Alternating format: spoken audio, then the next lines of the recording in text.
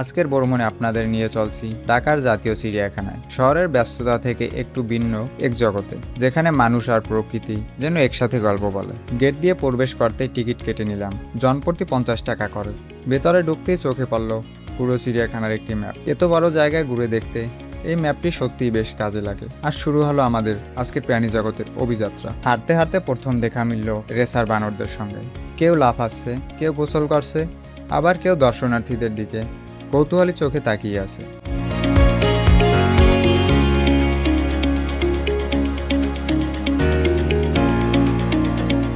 এরপর বিভিন্ন প্রজাতির রঙিন পাখির ডাক যেন পুরো পরিবেশকে আরো প্রাণবন্ত করে তুলল।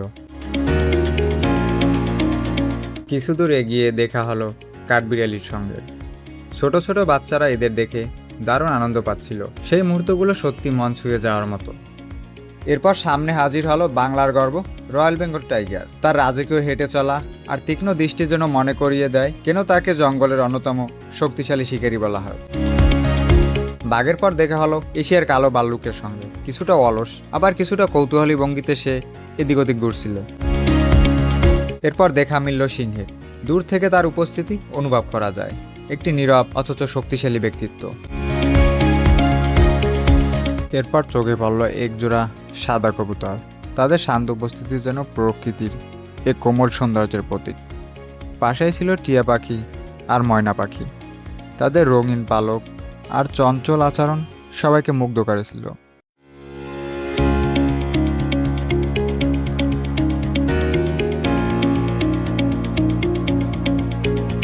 এরপর এমন এক প্রাণী দেখলাম যাকে প্রথমে দেখে সাধারণ বিড়াল মনে হলেও তার গায়ের রং আর চোখের চাউনি দেখে মনে হচ্ছিল এ যেন ছোট ব্ল্যাক প্যান্থার। সামনেই ছিল কয়েকটি রাজধনেশ, বিশাল ঠোঁট আর আলাদা গঠনে। তারপর দেখা মিলল চোখারের সঙ্গে। তারপর দেখা হলো উট পাখির সঙ্গে, পৃথিবীর সবচেয়ে বড় পাখি।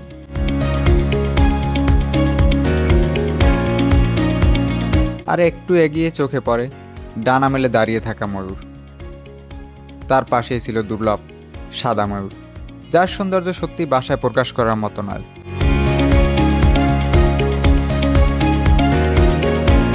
এরপর পৌঁছে গেলাম জিরাফের কাছে। লম্বা গলা আর বিশাল উচ্চতা দেখে যে কেউ মুগ্ধ হয়ে যাবে।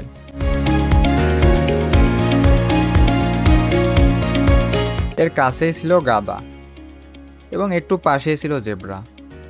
ইমন তাদের ভালোবাসা দিয়ে ঘাস খাওয়াচ্ছিল।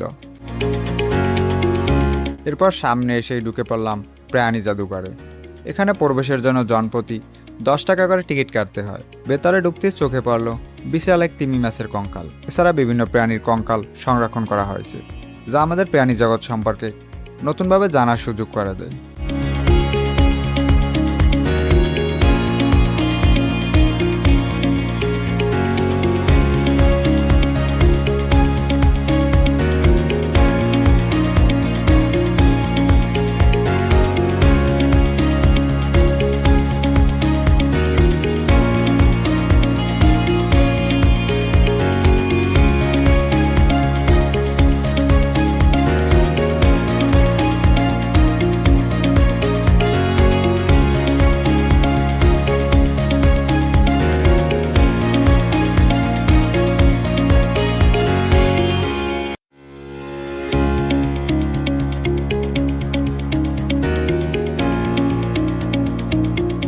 জাদুঘর থেকে বের হয়ে দেখা হলো বিশাল আকৃতির হাতির সঙ্গে। তাই ধীর স্থির চলাফেরা দেখে বোঝা যায় শক্তি আর শান্ত স্বভাব একসাথে কিভাবে মিশে থাকতে পারে। এরপর সামনে এগোতে ছোট একটি জঙ্গলের মতো পরিবেশ, আর এর পাশে একটি সুন্দর লেক। চারপাশে সবুজ গাছপালা, শীতল বাতাস আর শান্ত পরিবেশ যেন কিছুক্ষণের জন্য শহরের কোলাহল ভুলিয়ে দেয়। এই জায়গাটি পুরো চিড়িয়াখানার অন্যতম প্রশান্তিময় অংশ। এরপর দেখা হলো আফ্রিকার গন্ডারের সঙ্গে। কিছু দূর এগিয়ে পানিতে খেলতে থাকা বোদরদের দেখতে পেলাম। কেউ সাঁতার কাটছে, কেউ আবার আনন্দের সঙ্গে খাবার খাচ্ছে। এরপর সামনে এগোতেই দেখা মিলল কয়েকটি জলহস্তি। তারা পানিতে নেমে আরাম করছিল। উট পাখির প্রতি দর্শনার্থীদের ভালোবাসা সত্যি মনোমুগ্ধকর।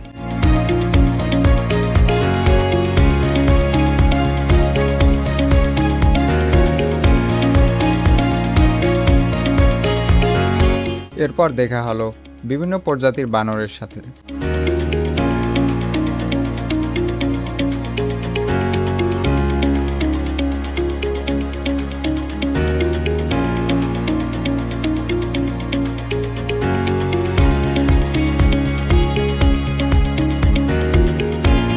এদিকে উল্লুক বসে বসে অলস সময় পার করছে।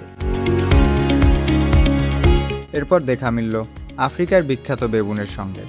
পিছনে যে প্রাণীটি দেখতে পাচ্ছেন এটি হচ্ছে আফ্রিকার সেই বিখ্যাত বেবুন। তাদের অদ্ভুত আচরণ দর্শকদের জন্য ছিল বেশ উপভোগ্য।